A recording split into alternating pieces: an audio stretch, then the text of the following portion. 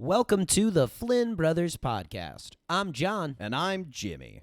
Today's big idea: the grapes of wrath are bittersweet. We discuss John Steinbeck, The Dust Bowl, and some fun facts about this great American novel. Later, we meet the Joad family and follow their migration to California, stopping along the way to appreciate Steinbeck's slice-of-life vignettes. Finally, we're going to play a Grapes of Wrath-style Mad Libs game, The Blanks of Blank. It's all coming up. But first, here's the Solons. Oh yeah. Oh yeah. Oh yeah. Oh yeah. Oh yeah. Oh yeah. Okay, so 100 men versus silverback gorilla. What do you think? Is this still going to be relevant when this episode airs? We're recording a couple weeks before the premiere, but what do you think? I actually don't. I think it'll always be relevant. You know, this is man versus beast. I do think people were overrating the gorilla, though. Yes, I think so. 100 men is just too much manpower. Now, to me, a good one was silverback gorilla versus 30 to 50 men. That range felt good. That range felt like a real competition. 100, it's just too much manpower. But we're not talking gorillas and manpower. We're talking grapes. Grapes, yes, the Grapes of Wrath. This will be the latest installment of our Flynn Brothers book club. So we'll kind of settle in here. We got some cups of tea. We got some pastries off to the side here. If you'd like a blanket, it's a little chilly. So if you'd like a blanket, you can put one over your lap there. But we are talking about Grapes of Wrath, written, of course, by John Steinbeck. Steinbeck, he was born in California, born in Salinas, and his expertise in writing this novel came from when he grew up. He worked on ranches when he was younger, and, it was not, that experience was the basis for not only this book, but a lot of his other writings as well, particularly of Mice and Men. And, for Grapes of Wrath specifically, he interviewed lots of the families that, were struggling to make ends meet at the time. All these families that immigrated from, kind of the central part of America during the Dust Bowl and come to California seeking work. All their farms, were dried up and covered in dust. And Steinbeck interviewed a lot of these people in the Central Valley, and, they were like modern day refugees. I mean, they were, in some cases living in slums. They were being taken advantage of, in the case of the farm laborers by greedy banks and, big farms, landowners. And it seems like pretty hard won, not only life experience, but also almost this like journalistic work he put into it before he even wrote the novel. Yeah, and this was a group of people that were pretty looked down upon for no reason other than the fact that fate had taken away their livelihood and pushed them into these very difficult situations. I remember our grandfather, who grew up in California, saying that when the people from Oklahoma came, they would have rock fights. Like they would throw rocks at each other. And there was just this insane amount of tension between the people who lived in California, who were already, maybe perhaps a bit precarious on their own, and then these other people who were even more desperate and looking for this work. Yeah, it's incredible how of the time the novel is, but so much of the class struggles is still relevant to what we see today. I think The Grapes of Wrath is one of the all-time great titles of a book, titles of anything really out there. It's so brilliant. And in our research, you came across how Steinbeck came up with the title. Care to share? Yes, he struggled with it mightily, which makes sense because it's such a weighty book that encompasses so many different things. And his wife suggested a little passage, a little part from the Battle Hymn of the Republic, which was the Union's rallying cry during the Civil War. And people probably recognize the first line: "Mine eyes have seen the glory of the coming of the Lord. He is trampling the vintage where the grapes of wrath are stored." Wow, just kind of an offhand, brilliant idiom inside this song. Yes. His truth is marching on. Well, that's very cool. Well, in the case of the novel, it tells the story of the Joad family. Pretty insane surname, would you agree? No clue what culture that hails from. Yeah, Joad. They're not part toad. They're just Joads. But at the beginning of the book, there are these farmers in Oklahoma, and this we pick up at the beginning of the novel. It's during the Depression and the Dust Bowl, so it's kind of the 1930s. And, their farm is essentially dried up. It's essentially covered in dust. And in order to survive, all they know is farming. They basically are just forced to seek a better life in California. I think the bank forecloses on their farm, as it has many of the farms throughout Oklahoma where they live. And this is a perfect segue into another edition of John's Brief History. Yeah, well, at some point we're going to have to get in the recording studio, get a little music, a little theme song for you. But John's Brief History, you have compiled a beautiful little brief history of the Dust Bowl. Have at it. All right. So the Great Plains is where the Dust Bowl takes place, and this is a place where settlers flocked after the Civil War, largely because of the Transcontinental Railroad that was getting laid down. There was a great desire for westward expansion from the United States government. Some of the people who lived there prior perhaps weren't so enthused about it, but it was an unusually wet period when the people first moved there, and there was this expression that came up which is just so wrong-headed, it's unbelievable. Rain follows the plow. Oh, wow. Meaning that not a euphemism, is it? Okay, good.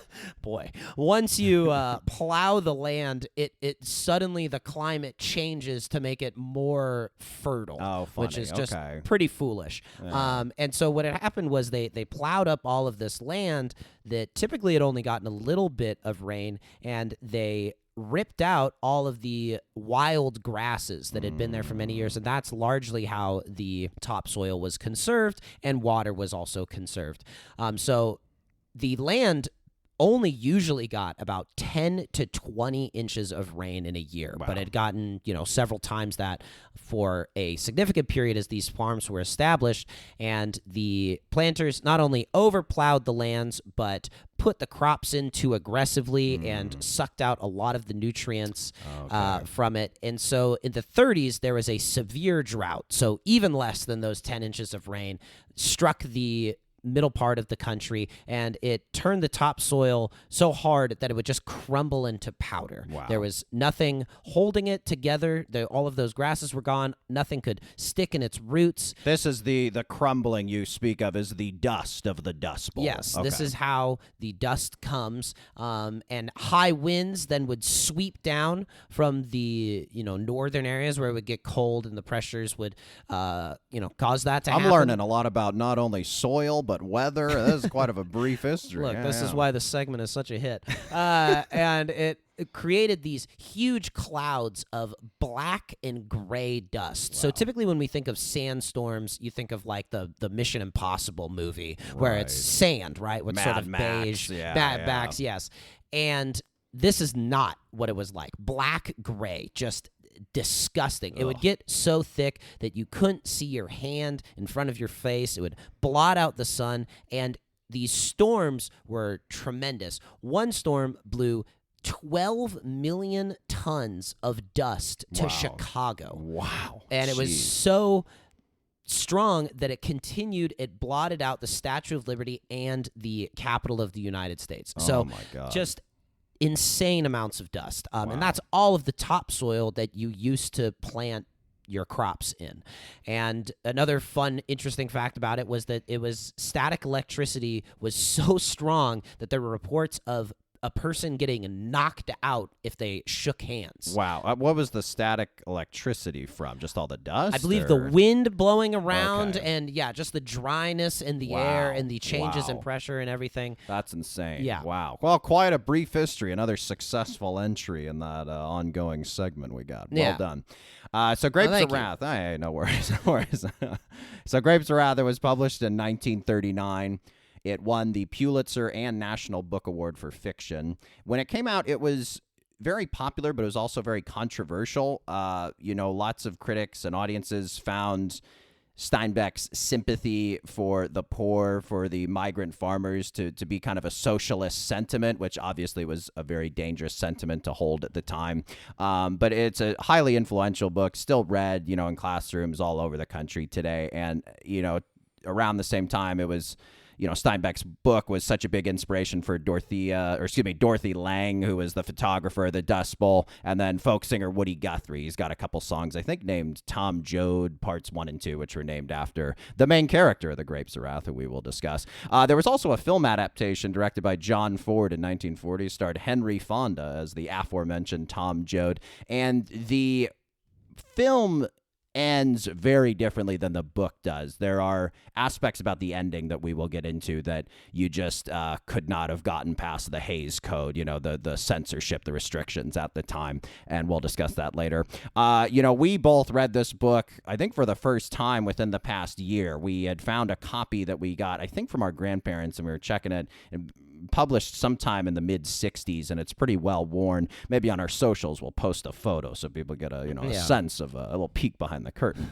And the book's got a really great structure. It's kind of sort of in 3 acts. The first third takes place in Oklahoma as they're started gearing up to leave the farm. The second third takes place on the road, Route 66, as they're traveling to California. And then the last third of the book, they're in California. And there's a great stylistic choice that we both really enjoyed, where the chapters kind of alternate between the narrative and then these sort of slice of life vignettes. Why do you think Steinbeck kind of chose, and we'll explore more later, but why do you think he chooses to kind of break up the narrative with these sort of slice of life entries? Because he's trying to capture an entire era Right. and an entire way that people lived. And the Joad family allows you to explore that in the specific, but there are so many different facets, from people selling used cars to what the diners were like to families selling off all of their belongings. And he does this really fascinating thing where he'll go with very straightforward, lyrical,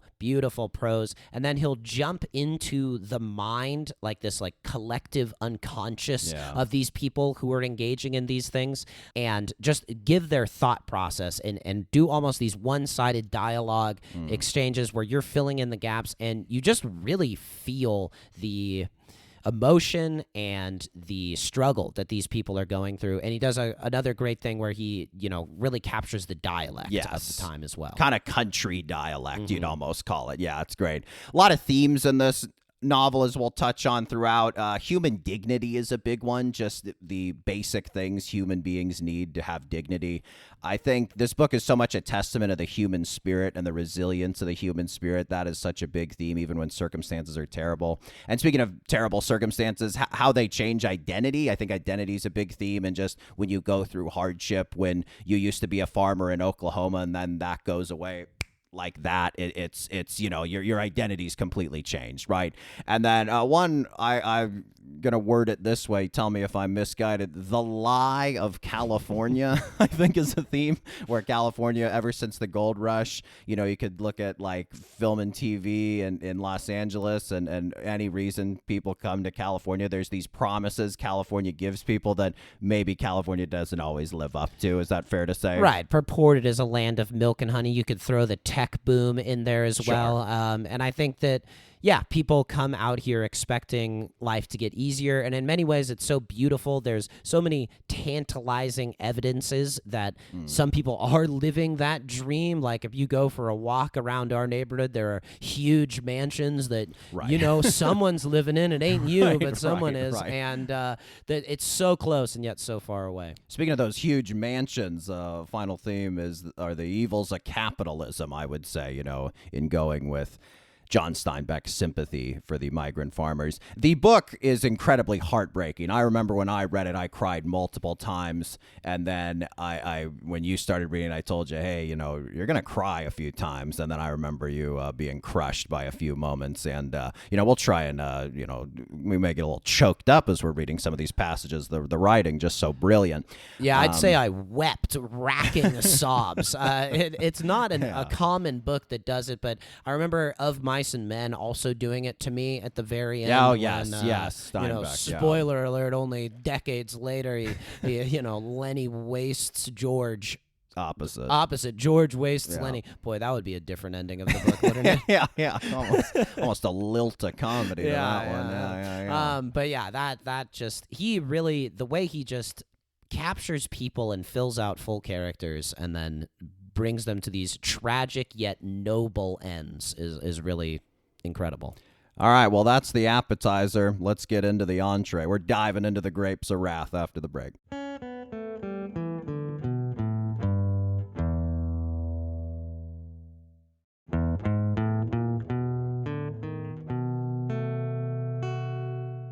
Okay, let's start at the beginning, the first chapter. You know, we talked about Steinbeck's slice-of-life vignettes that appear throughout the book. The first chapter, not really tied to the narrative. He's just talking about the dust of the Dust Bowl in Oklahoma. And the opening is almost biblical in its writing, like he's describing this plague that has cursed the land, and it's vaguely apocalyptic too. I think, you know, what you talked about in your not so brief history was don't look at me taking a shot at you, and it's just us more here. than 4 minutes. Good God. Yeah, well, I gotta check with our timekeeper. Let's check the time of who talked more during that open. Huh? But so the apocalyptic sort of biblical nature of the beginning is really profound and really gripping and just immediately hooks the reader in. You want to go ahead and read a little excerpt from chapter 1? In the morning, the dust hung like fog, and the sun was as red as ripe new blood. All day the dust sifted down from the sky, and the next day it sifted down. An even blanket covered the earth. It settled on the corn, piled up on the tops of the fence posts, piled up on the wires. It settled on roofs, blanketed the weeds and trees. Brilliant. Yeah, I mean, you see immediately how great of a writer Steinbeck is. If, you know, you're not familiar too much with his work, he just really is incredible. He's very Hemingway-like in that he is succinct and blunt in his detail, but there is such a poetry to the language. Yeah, I'd say he has a bit of a broader vocabulary, perhaps in some points, than Hemingway does. Though, yeah, they are similar. And I think, too, the repetition that he deploys in this passage really just like repetition, I think, makes things heavier, makes it feel slower, and you can just feel the weight of the dust and the inevitability of it and just the crushingness that it's had on the people who live here. When you read it, you almost have a visceral reaction. You can feel like the hairs inside your nostrils getting irritated. You can feel your eyes welling up. Just imagining all that dust is like really unsettling and almost provokes, a physical reaction. In the next chapter, we meet our protagonist, Tom Joad, where he is picked up by a truck driver. So Tom Joad, at the beginning, he's fresh out of prison, and he's got his new clothes. When you get out of prison in those days, they give you a fresh set of clothes. They gave you a cheap suit, cheap shoes. Like, that's how you're known by other people. It's like, oh, this guy, he's a bad character. He's wearing these clothes that they give you once you get out of the joint. And so Joad sees this truck driver coming out of a restaurant, and on the truck there's a sticker that says "No Riders" on it. And we're going to jump in here with Tom Joad, known as the hitchhiker at the beginning here, and the truck driver. Go for it. The hitchhiker stood up and looked across through the windows.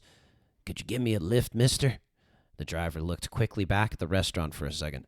"Didn't you see the No Riders sticker on the windshield?" "Sure, I seen it, but sometimes a guy'll be a good guy, even if some rich bastard makes him carry a sticker." Such an awesome line. Like, immediately you just love this protagonist. He's kind of a bad boy. He's kind of a rebel. And you see why at the time you could perceive it as socialist sentiment. But now on the flip side, it's also funny, not only thinking with hindsight, but at that time it's like, oh, so it's like, if you don't like Tom Joad, you're on the side of the rich bastards. You're on the side of the greedy banks. It is so funny to, like, I think hindsight, we get the benefit of it. There was just so much government propaganda against, like, socialism and such like that, which has become a little more accepted somewhat. But yeah, very, very interesting. It's just a very crafty way to approach it, too. Yes, and I think it also shows you that Joad even though he's, this sly fox, he's appealing to somebody's morality and Yes. that perhaps he has some of it as well. 100%. So they chat for a little bit. The truck driver, he's kind of giving Joad the once over, and he's, noticing the new clothes and the new shoes and, kind of connecting the dots somewhat. And Tom sort of catches the truck driver, sizing him up, and pick it up from there. At last, Joad's long upper lip grinned up from his teeth, and he chuckled silently. His chest jerked with the chuckles. You sure took a hell of a long time to get to it, buddy. Then the truck driver protests that he's not being nosy and, he's not looking over, but Tom sort of sees through it. Pick up from there. Sure, I know you're wet in your pants to know what I done. I ain't a guy to let you down.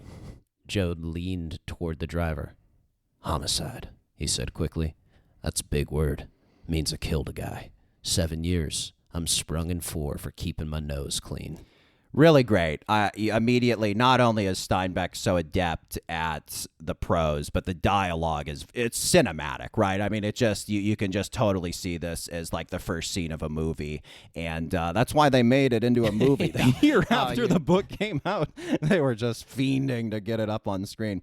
But we learned here our main character is a murderer, and we can tell he's wily and smart and a little cynical and sharp and observant, but he obviously bubbling under the surface is this violence, is this kind of mean streak, right? Yeah, he does all sorts of interesting things too when he's in the car. He takes a swig from a little bit of liquor. He rolls himself a cigarette. He catches a grasshopper between his fingers, crushes it, and tosses it out the window. Like, he's just doing all of this stuff that you can easily see a movie star doing, or, when you're reading this book, very easily picturing it in your head. And I also like the concept of Steinbeck starting the novel this way, of picking up a hitchhiker, because it's sort of what you're doing as a reader. Yep.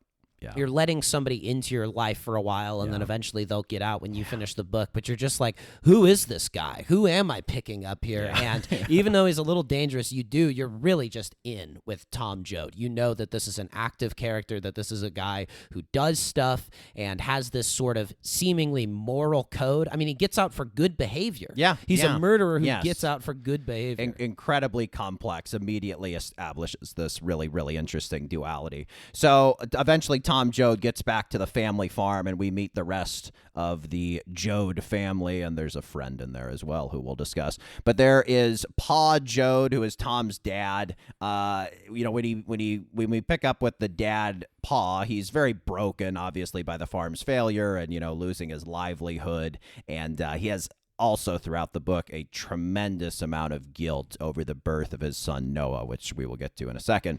Pa is married to Ma Joad, who is Tom's mom, and obviously throughout with these characters, it feeds into the country dialect. There's Pa and Ma, right? Steinbeck very much staying in that voice. And Ma Joad is really a true matriarch of the family. Throughout the book, she is perhaps the most active of any of the characters, and really is the one who keeps the family together. And when everyone's thinking of giving up, she's the one who kind of pushes forward the resilience. And there are moments in the book where you get emotional at just the things she's saying, trying to pep up the other members of the family, and you're not crying out of sadness, you're crying just out of a respect and reverence for her spirit, right? Absolutely. Yeah, and I think too you see just Pa, and I think a comment that Steinbeck makes on men in general with the Dust Bowl is that once their farm is just ruined and their way of providing for the family goes away, they just don't know what to do with themselves. They feel useless. It's like being neutered, essentially. That's what he's conveying. Then there is Uncle John. He's a very generous, sort of gregarious character, very fun, but he's got a bit of a predilection for the bottle and for ladies of the night, and it's kind of his booze, especially, is sort of his medicine, but also his poison, right? It's the thing he needs to survive, but it's also the thing that kind of kills him. He's sort of like Ricky Bobby's dad in Talladega Nights. He's like, I don't know what bone the people got in me that makes him just go straight, but Uncle John doesn't have it. And also he's like a very good guy though too. Like will deliver for the family in tough times, but once he's done good for a while, he's like, I need to go off for a few days. Is basically how he says it. There's the one friend of the family that comes along on the journey is Jim Casey. He's a preacher who the family was their preacher, and he's sort of acts as the moral compass of the group. But Casey, he's no angel, is he? No, he's a very pragmatic man, and when you meet him for the first time, he's the first guy that Joad meets when he's trying to find the farm again. And Casey talks about how when he used to be a preacher, and this kind of just sums him up, he would really give a great sermon, but then he would notice that would rile up some women in the crowd, and then he would say it's like he'd take them out in the grass afterwards. And it's this very like profane and sacred character as well, and I think that's emblematic of what the Grapes of Wrath does. It has a lot of these sort of sacred things about it, but also just the nitty-gritty, dirty truths about humanity. And Casey, like Tom, has this duality, and really any great character is two characters, right? There's this good side and this sort of evil side, this Jekyll and Hyde, if you will.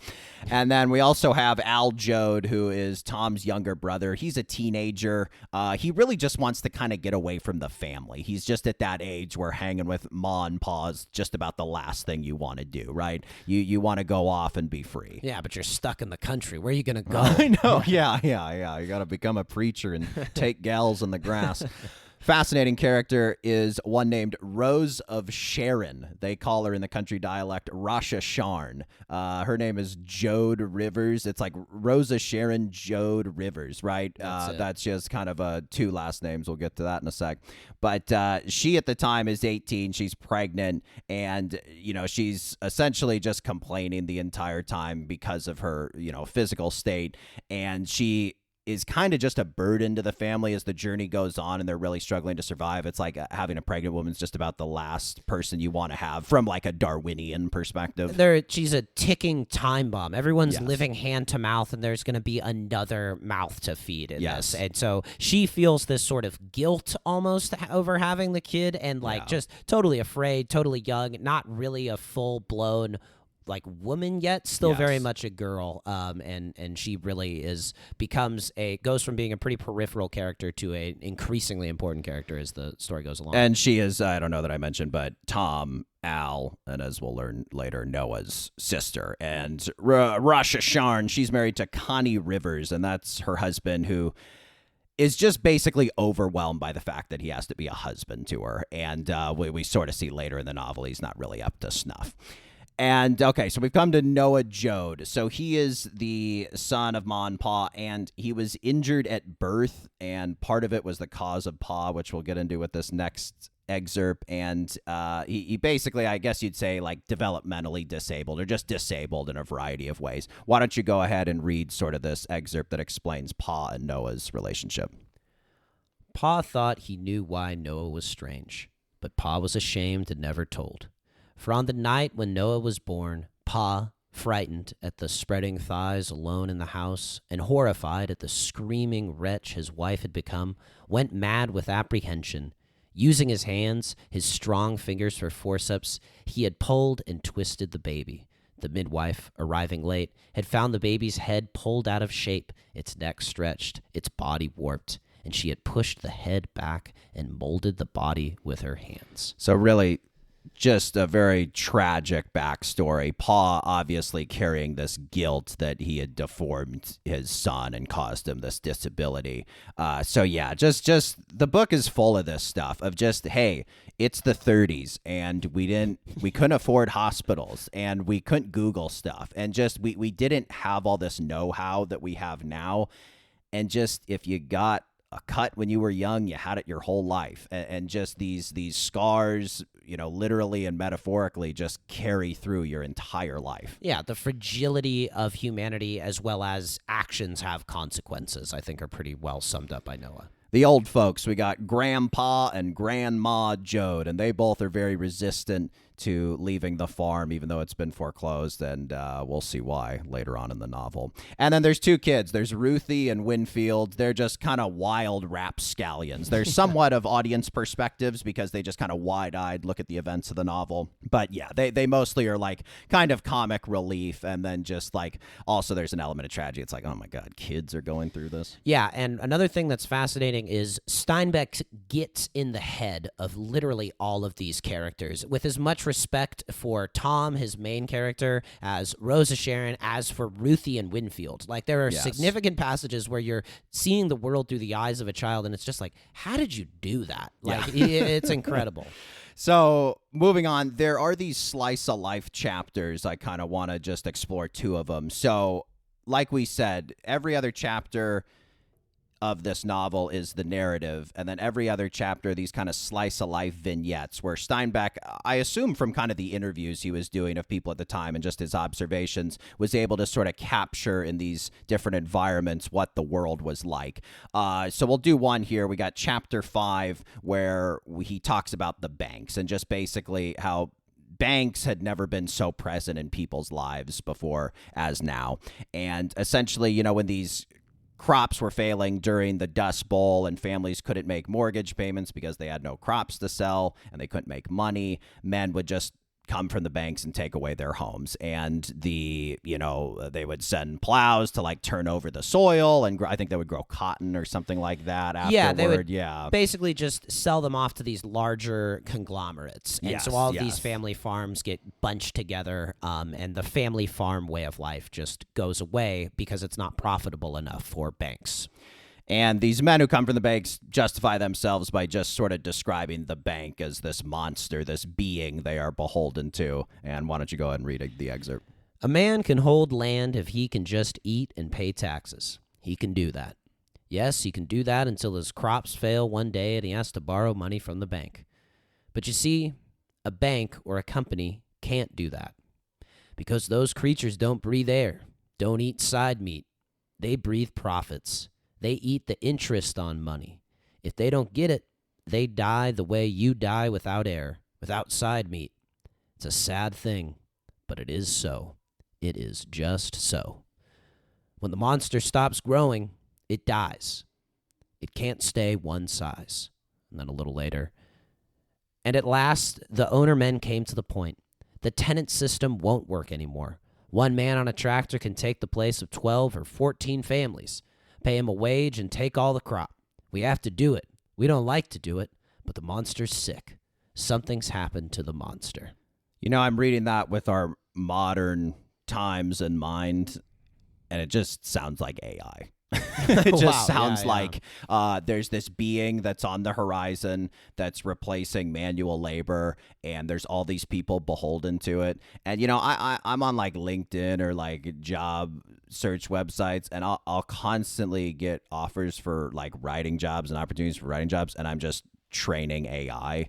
And it's just like, it would be like back then, it's like, hey, farmer, we need you to help build this plow better, or this tractor better. Get in the right? tractor. Yes, yeah. Right. If you're going to train AI, right? get in the tractor. And yeah, I mean, this is just a thing that is the starting process of basically where we're at now with corporate agriculture, where so few of the farms in America are run by families, like almost none of them, when that was sort of the vision that Thomas Jefferson had for the country. It was going to be a bunch of these little family farms. And that has just completely gone away. I mean, what happens to these people is their land gets taken away. The tractors bulldoze their houses so that they can have more land to plant on. The equipment that they use to work the land by hand is sold for scrap metal. Their furniture is sold or burnt, and they have to burn everything sentimental that they can't load on with them on their journey west. Yeah, and once they do that, you know, they've gotten rid of everything. It's time to hop into a jalopy, the old-fashioned word for a rundown car. I believe the ones that Joads take to California is a Hudson that has been converted into a truck. And lots of the jalopies they talk about, there's a Slice of Life chapter we won't quote from, but there's one where it's basically a used car salesman talking about just screwing over people and just trying to move cars off the lot because these people are so desperate. They need to buy cars in order to go westward to California. And yeah, it is incredible that, you really see, because so many cars now are electric and we don't really think of them as like these machines that are very simple. Reading this book is fascinating because most people don't work on cars themselves. They go to a mechanic, but it's like everyone in these days worked on their own car, right? And they sawed their Hudson in half and attached a truck bed. And that's what all these families had to do, in order to fit a dozen people on board and go west, right? Yeah, and that's what they did. I mean, they loaded up all their mattresses, whatever, tools they thought they could use for hacking it in the wilderness. These are loaded cars that are old and probably when they bought them had been used hard, and the bumpers are filled with sawdust, and they get a slapdash coat of new paint and sold as a decent car. But it's not. I mean, these things were probably going, I can't imagine them going any faster than 30 miles per hour. No, and it's insane to imagine. People complain about road trips now. Imagine being wedged in the back of a truck going 30 miles an hour from Oklahoma to California on dirt roads. You're Ruthie and Winfield sitting on top of the car, holding on for dear life, 6 years old.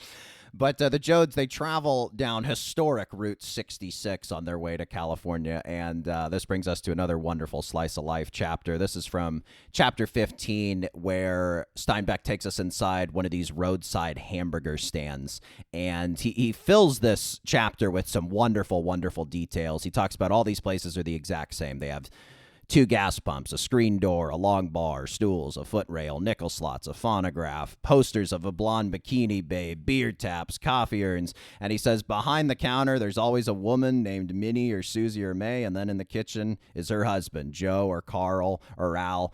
And the place is always called, May and Al's or Joe and Susie's, right? And all the customers that he talks about are either truck drivers or these Okies. And Joe and May, they love the truck drivers. The truck drivers come in. They always order a good amount of food because they got to load up for the road. They leave a nice tip. And if you treat them right, they tell all their truck driver buddies, and you get a consistent stream of business. However, these hamburger stands do not like the Okies. The Okies come in desperate. They only got, 20 cents to their name, and they basically just want to see what they can get from you with giving you as little money as possible. So there's kind of this interesting thing where circumstances divide people, where May, in this scene, we talk about a couple who owns a hamburger stand named Joe and May. May typically would be nice to most people, but if you come into her place and you're desperate and you don't show good manners, she gets a little upset, right? So it's just funny how circumstances can kind of divide people. It's similar to the men who come from the bank who blame their need for profits and the bank being a monster. In the same way, they're running a business, that these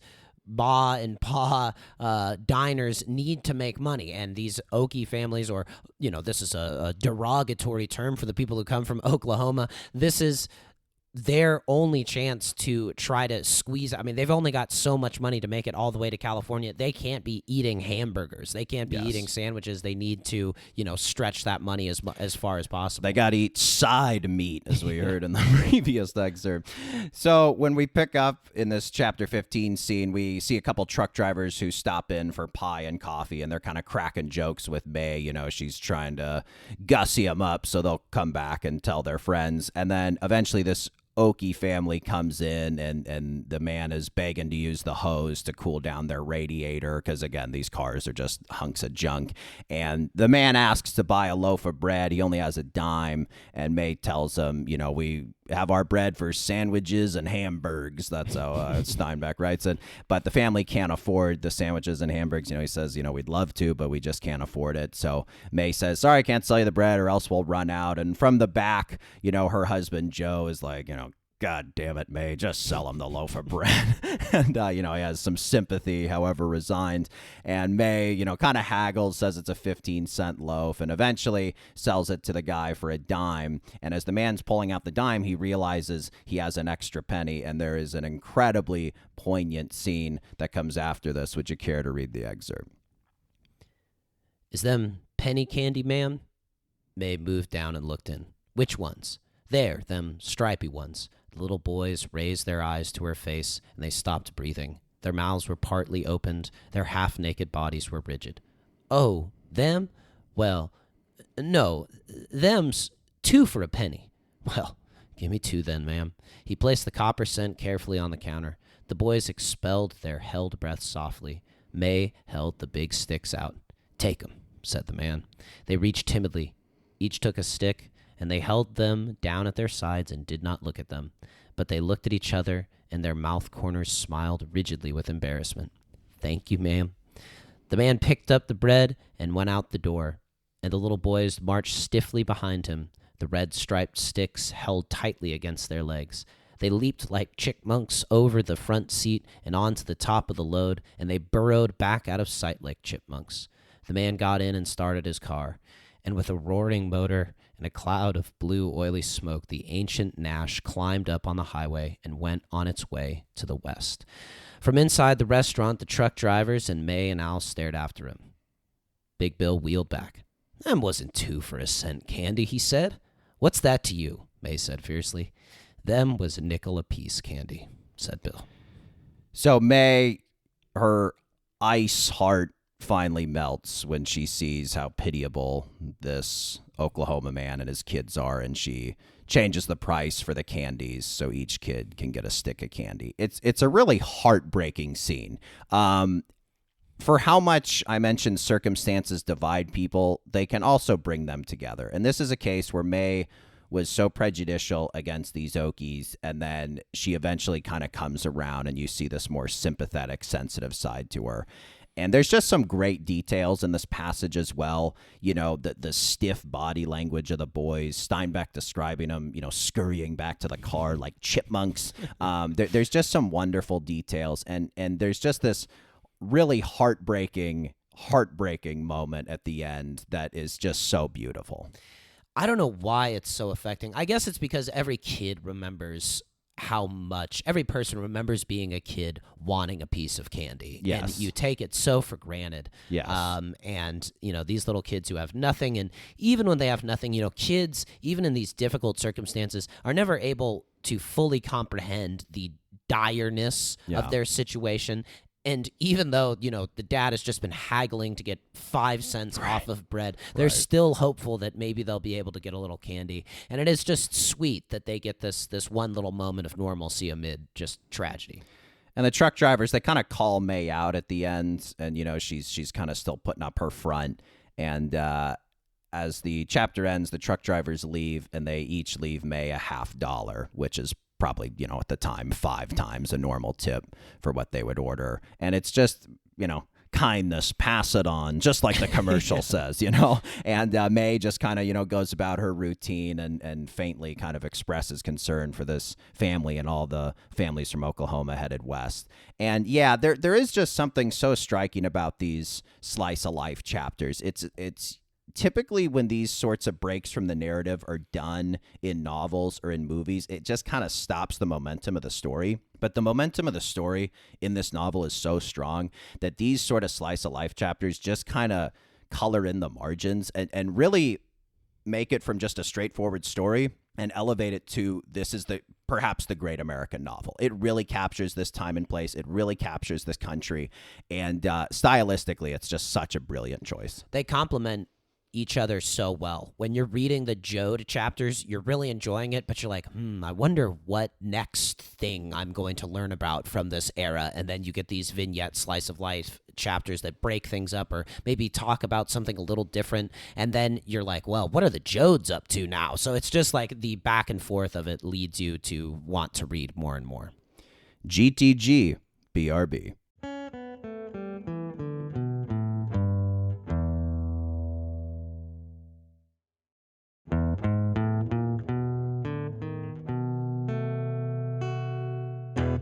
And we're back. All right, continuing the story. So the Joads, they're moving west on Route 66, and they are part of a mass migration to California. It's not just them who have come from the Great Plains and are headed toward California. It's everyone. These flyers were going out even as far back as Oklahoma, but throughout their journey about great available farm laborer jobs in California that pay well and seem like steady income. And as they kind of get closer and closer to California, they're hearing from people headed back east that this may not necessarily be the case. Yeah, and these visions of California that are sold to them on their flyers are very romantic, very idealized. People say, like, you can pick an orange off a tree, and this land of fertility must be irresistible to people coming from a land that is turned to dust. And yeah, that it really is just sad when they start seeing people heading back the other way. Yeah, I mean, they're desperate. The people heading back are desperate, and the landowners in California essentially just exploit this desperation. You know, their strategy was they send out thousands of flyers, you know, throughout California that spread throughout the country. And, you know, even though they're sending out thousands of flyers, there's only like a couple hundred jobs available, and these jobs only last a few days, right? The fruit comes in ripe and it's picked immediately, and that's that. That's how a harvest goes, right? So it's tough because, you know, they essentially in the book, what happens is the landowners will say, all right, I'll come pay whatever, 20 cents a day. And then the next day it's 15 cents a day. And it's like, well, you told me 20 cents a day. All right, I'm just going to go with this guy who is desperate and his family's starving. He'll take 15 cents a day. And you just keep whittling it down until you're paying people a penny a day, right? Or just some absurdly low figure per day. And it's basically just the landowners exploiting this desperation. But damn that Steinbeck for being a socialist. Yeah, I mean, it really is just when you see the reality of the situation, there really is no other way to think about it. Yeah. Like that they're pitting these, you know, the lower classes against each other. Karl Marx calls it preventing class consciousness, Right. where all of these not poorer people who are desperate for these things, if they all band together, they could, you know, seize the means of production. They Right. could hold the farmers to heel. But the problem is that everybody is just so desperate for food. And every day you're coming in with new people who don't understand the situation, Yes, don't realize yes. that they're maybe undercutting some other guy Yes. who in turn will then get undercut. And when the farm laborers try to strike, the cops get sent in and they start cracking skulls. So the landowners, the police, it's these big institutions that are essentially working together to grind down the working class. And some major events happen along the way. So as the journey goes, Grandpa dies during the journey. He dies literally the first night. They don't want to even take him No. from the farm. They have to drug him and then just heave him onto the top of the jalopy. like he's a sleeping bag. Yeah, and they say that, you know, he has a stroke in the night. Right. But what they ultimately determine is just he was so tied to the land Yes, that he yes. couldn't go on. And he kind of dies of almost a broken heart, and then consequently Grandma dies of a broken heart. There's this really dark, moving scene where the family is passing the state line into California, and you kind of learn it after the fact, but Grandma is dead or dying as that is happening, and they're kind of the customs or whoever's on the border patrol, state border patrol is like looking in the car and stuff, and they basically just smuggle her dead body across, and there's this kind of beautiful poetry, and hey, she made it to California, even if she was a meat sack, right? She made it to California. And just there's so many moments like that throughout the novel that are so heartbreaking, but just the way he constructs it within the context of a story, it's just so beautiful. Yeah, there isn't anything glamorous about laying next to a dead grandma, but it's a sacrifice that one character needs to make to allow the family to keep going. And Noah, who, you know, we talk about is the disabled character. At one point, they're kind of traveling into California, and he just, or maybe they're already there, and he essentially is along a river and just walks down the river and just disappears. He basically just says, I think I'm going to stay here. Yes. And they're like, no, we're leaving. He's like, I'm going to stay. It's like, you won't survive. You're not equipped. And this is, again, like as they're moving, just people are dropping off like flies. I remember as I was reading the novel, I was like, all right, we're starting with 12 or 15 characters. A few of these are not going to make it to California. And then Rasha Sharn's husband Connie, he talks a big game about wanting to go back to school or get a fancy job in town, and he has all these plans for Rasha Sharn and providing for her, and then he just kind of ends up being a bum and just kind of abandoning her right when she's at her most fragile. Yeah, at first they're this really sweet, tender couple full of hope, and slowly but surely Connie, just the weight of it just gets to him, and he gets snippy and he gets mean, and eventually is just gone. Eventually, the family arrives in California. They arrive at this place called the Weed Patch Camp, and it's pretty much the one sliver of hope throughout the entire novel, particularly in this part. They have at this camp food, and they have showers, and they have toilets, and the family, up to this point, didn't have toilets, right, as they made their journey. Couldn't shower, couldn't really afford food. And this ties into the theme of human dignity. And it's like, every human being needs water. Every human being deserves to go to the bathroom in a somewhat sanitary place, right? There are these things that, like, you just take for granted in daily life, that as you're reading this book, you're like, man, yeah, life would be pretty tough without a toilet and toilet paper. God. Unthinkable, the lives that these people live. And yeah, you get a funny scene with Ruthie and Winfield when they see a toilet for the first time. Yeah. They've actually never Right. flushed a toilet before in their lives, and they Yes. think they've broken it. Right, when they flush it. right, Yeah, because they've just had outhouses Yeah. back in Oklahoma, and they really like the camp. They like the camaraderie. I think they have to they're like given space or have to pay rent for some Yeah, space. it's like a co-op, Yes, and yes. everyone works together again to this sort of socialist vision that they have. But the people who run it make sure that there's no crime. They have this scene there's a dance that they have, which again Right. is just this small comfort for these people who have nothing, and they try to send in agitators to make it Right. seem like there's this bad element within the camp, but the family is part of the effort to sniff that out, and they get the guys out of there and sort of preserve this harmony. But ultimately they need money. They need to get a Yes. job. They're They not need to getting go out. paid enough at this camp, right? Yeah, well, It's- they have to. or They've sorry, brought they're- their savings. That's and right. That's what they're coasting on. This is just a place to stay. It's not attached to a farm. You can go to the farms nearby this camp, but it's not attached to a farm at all. Right. And I think the other thing too, not only is this the Dust Bowl, but we're also in the middle of the Great Depression Right, as right, well. yeah. So products and necessities that these families need are at really, really high prices as well. So your money is running out, and they're barely able to get, the bare necessities that they need. And eventually they have to move on from this place where people treat them kindly and have kind of welcomed them in, and they're looking for jobs all up and down the state. But the problem is that the jobs aren't paying very much,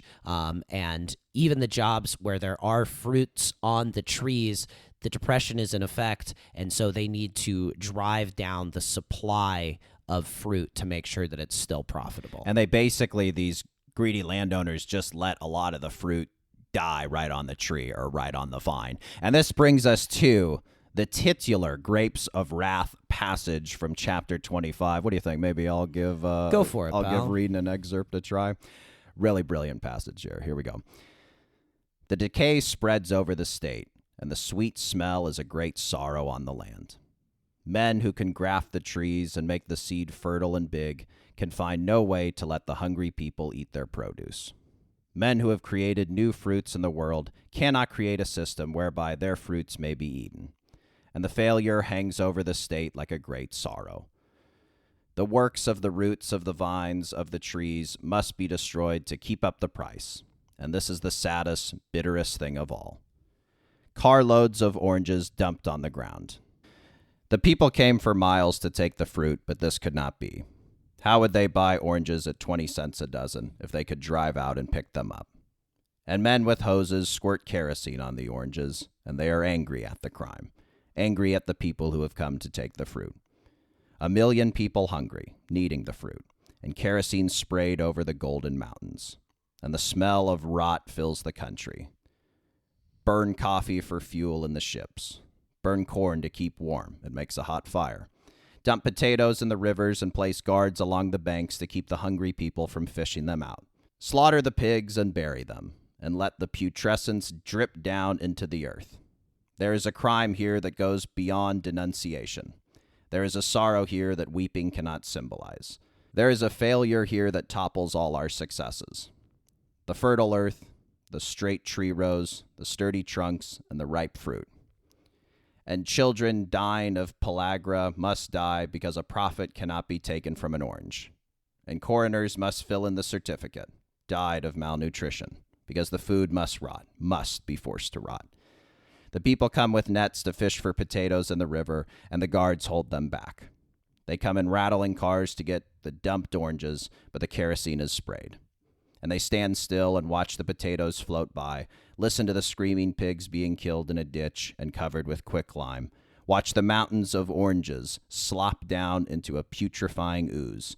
And in the eyes of the people, there is the failure. And in the eyes of the hungry, there is a growing wrath. In the souls of the people, the grapes of wrath are filling and growing heavy for the vintage. Lot to unpack there, huh? Yeah. Really what it's about is we've made all of this progress as a species. We've tamed the earth. Yeah. We've invented new fruits. We've invented the best ways of growing it, but we can't figure out a way to keep everybody fed. Yeah, it's a total profits over people thing. And it's really tough to read this book nowadays when it's still an issue. And seemingly there's all these great works of art that have taught us these lessons across the millennia, right? There's books that were written before this that taught us this lesson. There were books that have been written since.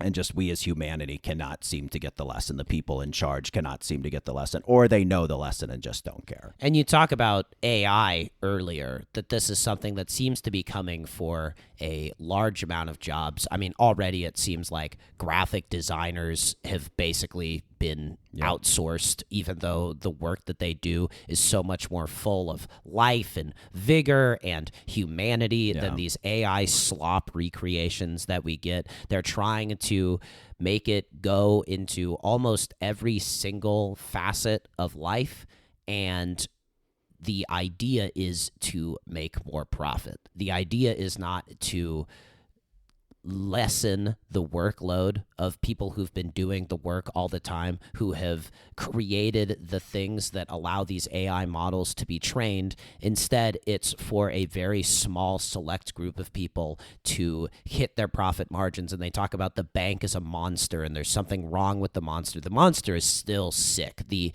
capitalism and the state of the stock market and this need for perpetual growth is something that's sort of eating the country alive. Yeah. And I think that you see it for the very, very first time in this moment here. And we've known it's wrong for 100 years, and we still haven't fixed it.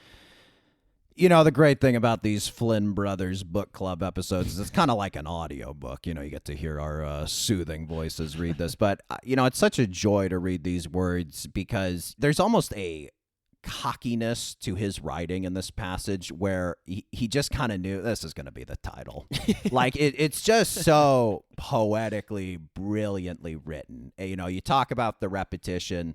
You talk about, you know, hitting the pigs and talking about, you know, dumping the potatoes and just carrying those through lines. It's almost like great lyrics or great poetry where it's like the repetition really adds to that. It's like, oh, he's hitting this refrain again. Oh, he's playing this note again. It just is so, especially when you hear it out loud, you're just like, God dang, Steinbeck, you knew what you were doing. And the other thing, too, is he is technically, with his craft, brilliant. But the other side of it is he's writing about something so real and so detailed and specific and true and heartbreaking and all of these different things. The content is really, I think, what leads to this passage's, you know, exalted brilliance. It's like you can have all the fancy words that you want, but if you're not writing about something real, it doesn't really matter. And I mean, this is as real as it gets. I mean, these images that he's painting for you, the kerosene sprayed over the oranges, the hogs being slaughtered and covered in quicklime. Like, he gives you it at first, as you mentioned with this repetition, he mentions like the thing in the sort of the abstract, and then he tells you the specific of it, using the nets to fish for potatoes. I mean, that is just like... It's almost like an essay to that point where it's like, here is my thesis and here are my supporting examples, right? It's just as persuasive as it is poetic. All right, when we come back from the break, we're going to discuss the ending of The Grapes of Wrath.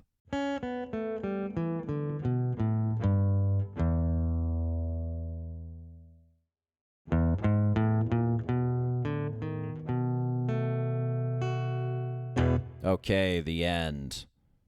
By the end, Tom Joad, our protagonist, is sort of fading out of the novel. And actually, there's a good chunk of the end of the novel where we don't have him anymore, right? And basically what happens is him and his preacher buddy, Jim Casey, who attentive listeners will recall was the preacher who used to take gals out into the grass in the grass after sermons, after a particularly moving sermon. Joad and Casey at one of these farms, they're under a lot of subjugation and being mistreated by the landowners, working for starvation wages. The entire Joad family, from the pregnant Rosh Hasharn to the Ruthie and Winfield, are working. And Tom and Jim start joining these striking workers who are kind of outside of the farm. Is that right? Yeah, so Jim Casey at some point gets split up from the family during a hectic sort of raid, and he falls in with these workers at first, and Tom happens upon them, and he's like, oh my God, Jim Casey. He's like, oh, Tom, you got to meet these guys. They're trying to organize so that everyone can get paid sort of a fair living wage, and as they're sort of reconnecting, these cops come in and they swarm and they just start cracking skulls, and Casey's like, come on, please, we can all get together, I'm your fellow human being, and wham, he gets smacked in the face and he gets killed. Tom,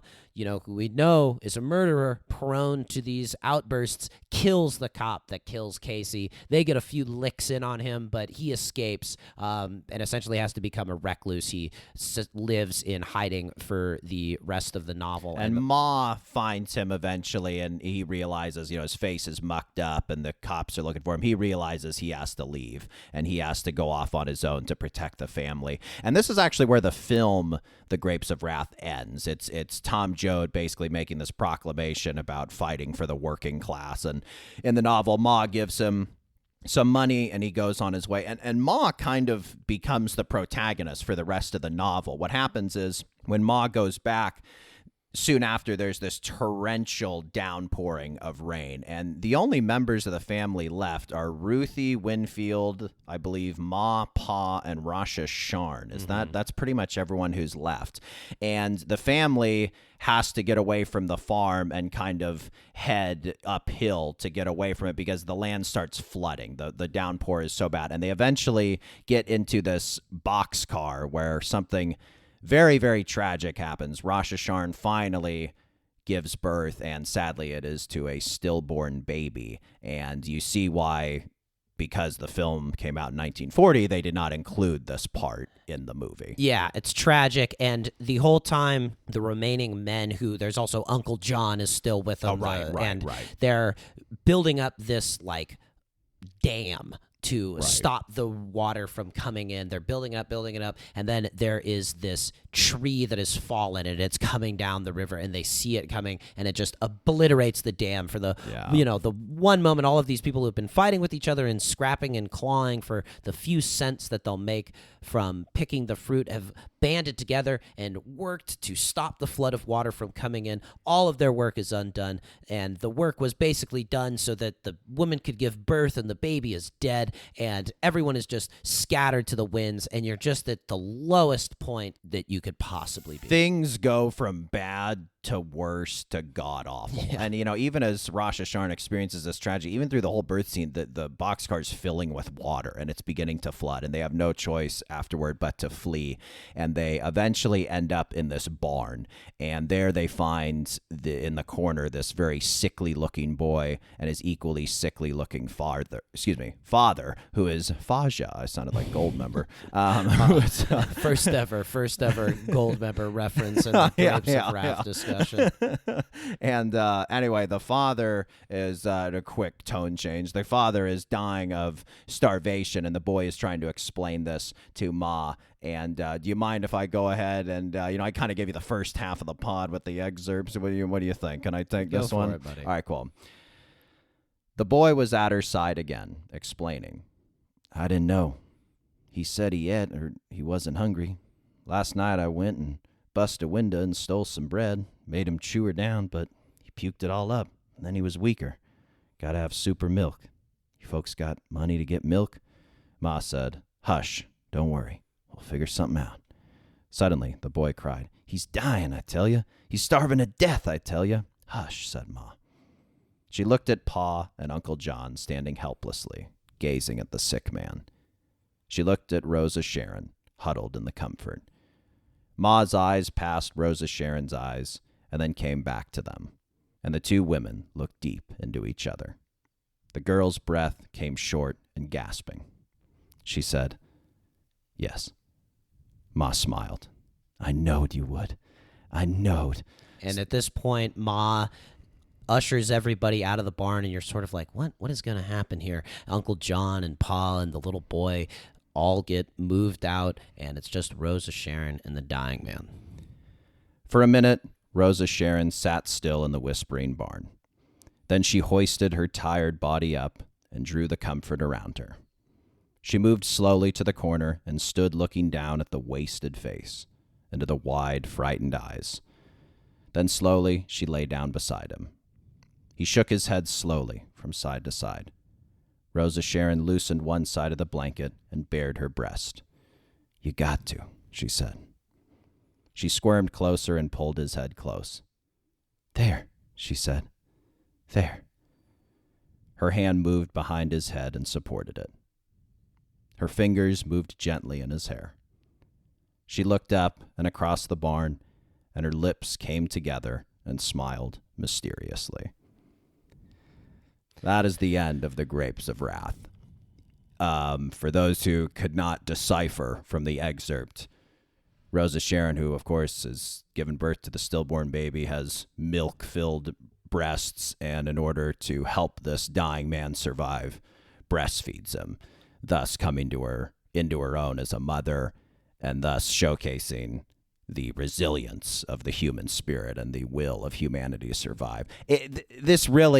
This passage and this whole scene is the best of humanity, right? We at times in this novel see the worst, see people taking advantage of desperate people in desperate circumstances. But this really is the best of humanity. People at their absolute lowest who have undergone all these tragedies, who have no reason to be selfless, to help other people, who should only be concerned with their own survival, still just are moral and are good and just help others. And it really is like, I remember reading, and we talked about this, I remember when just you read this passage and you close the book, you're just weeping, and then you reread it just to make sure, like, God, did she really breastfeed him? And then you're just like, oh my God, it's just so heartbreaking. But it's one of the great endings to any novel. Yeah, I think what also makes it so moving is this character who's had no purpose, has been abandoned, has been guilty about the extra demands that she's placing on the family, and unable to really help in any meaningful way on his account of her, pregnancy, find some way that she can help. Yes. And it's likely even that these characters, don't even necessarily survive after this. Probably not. Probably not. Yeah. And yet to cling to each other and show this sort of humanity and care for a complete stranger who just needs you, I think is ultimately what makes human beings so different from animals. I would say that this is not a instinct that a wild animal possesses, and it's basically an argument for humans being more than what they've been reduced to as a result of the profit motivations and the banks and the creeping of capitalism into agriculture, that these people are more than numbers, that they're not just laborers, they're not just workers, they're semi-divine. It's such a great, reverent portrayal of women, too, by Steinbeck. There's he says Pa and John, Uncle John, were standing helplessly. There's these men, I don't know what to do. And Ma and Rosa Sharon meet eyes, and almost telepathically, they have this feminine instinct that immediately, they were just wordlessly, they are able to connect on this. And of course, the very feminine, unique to women act of breastfeeding. It is such a celebration of women in this final passage as well. And one thing I always find, at first I found so heartbreaking, and then I found it kind of intriguing, and now I just kind of find it hilarious, is the final line where Steinbeck writes, "She looked up and across the barn, and her lips came together and smiled mysteriously."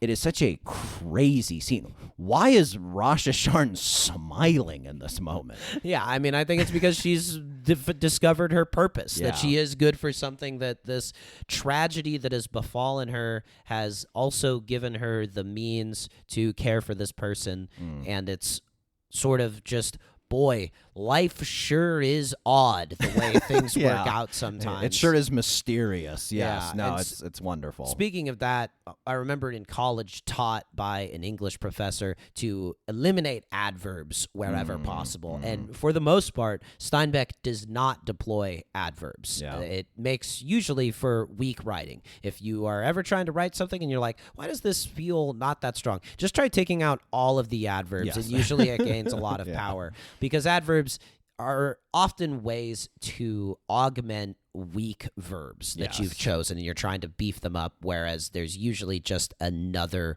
word that works better. However, in this final moment, there's no other way to describe it. It's just such a fascinating choice, and you just have to give it up to Steinbeck. Like, you couldn't do grinned, you couldn't do smirked. None of these other words work, and it captures the mystery that's at the heart of this act and the heart of existence.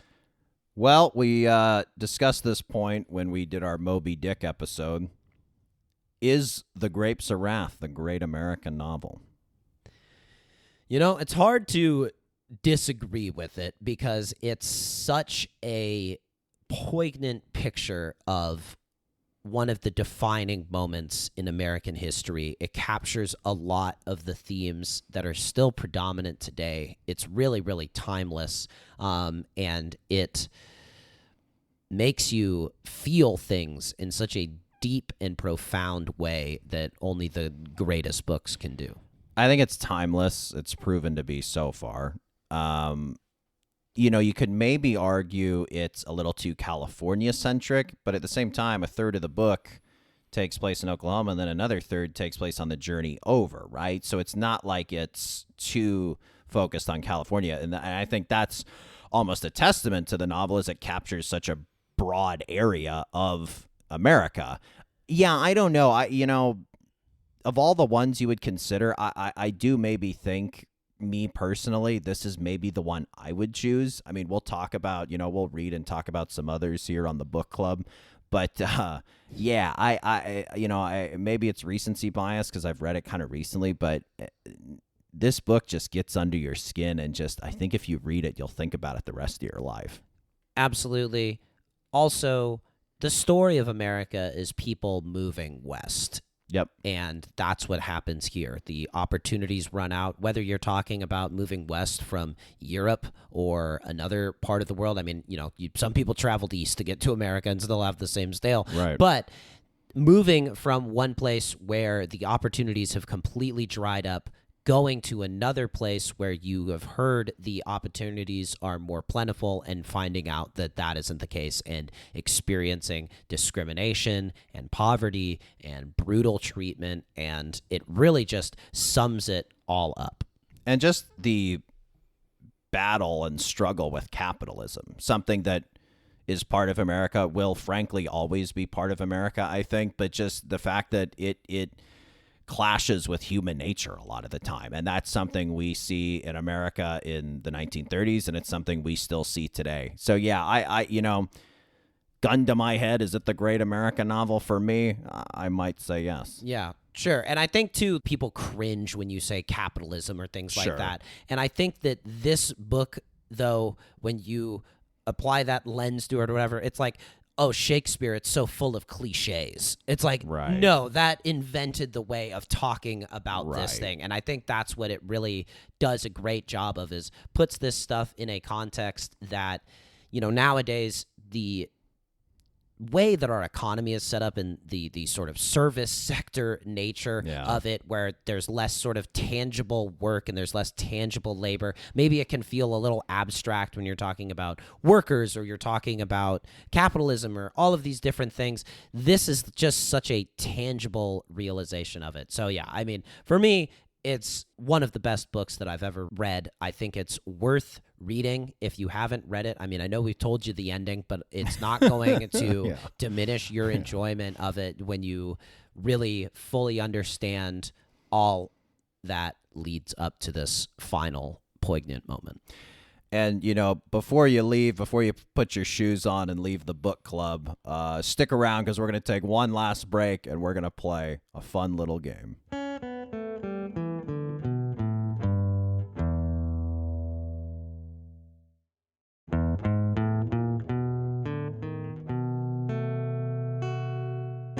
It's time to play the blanks of blank.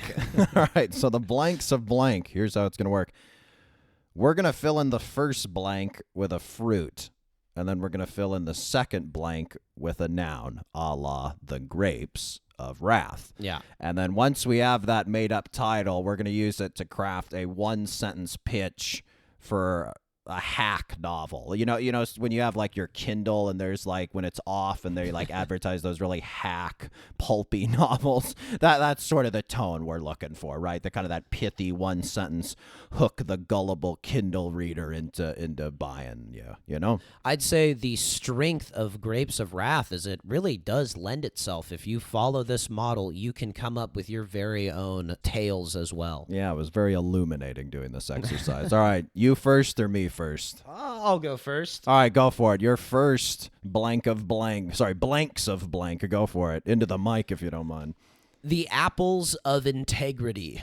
Okay, the Apples of Integrity. Let's hear your pitch. Cider brewers discover a trove of money after drug smugglers crash land in their apple orchard, and they must decide whether to keep the money to save their business or turn it into the authorities. Very good. The Apples of Integrity. You know, I wonder if Apple in the tech company, it's too charged. It's too, inextricable from the tech company. You know, when you say apples, can we still see it as the fruit? Can we see it as a golden delicious, as a Fuji, or are we going to think too much of the tech company? You see it as the fruit. What are you talking about? Hey, you know, you thought of technology when I said devil's the Apples advocate. of Integrity? Devil's advocate. He's poking holes in my. All right. Let's see. Let me crack my knuckles. Let's see what holes I can poke into your. Your offering here.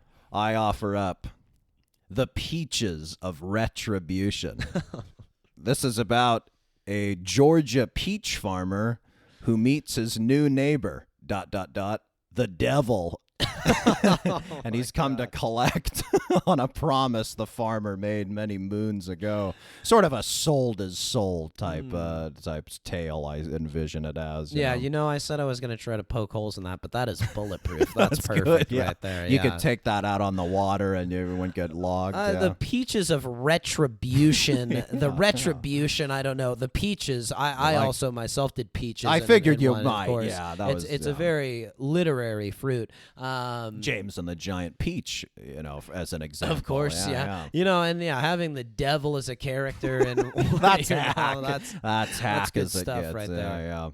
All right, what's your next one, buddy? All right, well, I'll stick with it. I was thinking of switching it to nectarines. Maybe I will. Why don't you mix it up, buddy? Right, sorry I beat you to peaches. No problem.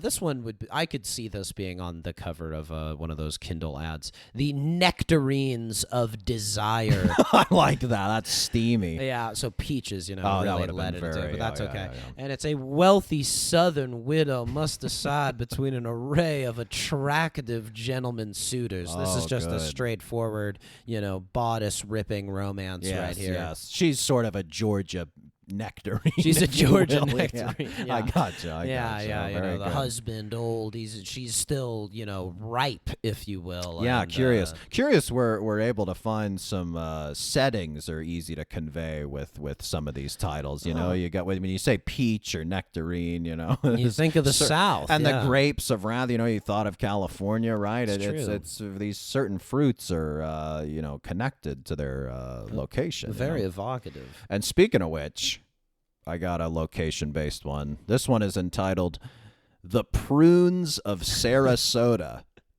This is about old people at a retirement community in Sarasota, Florida.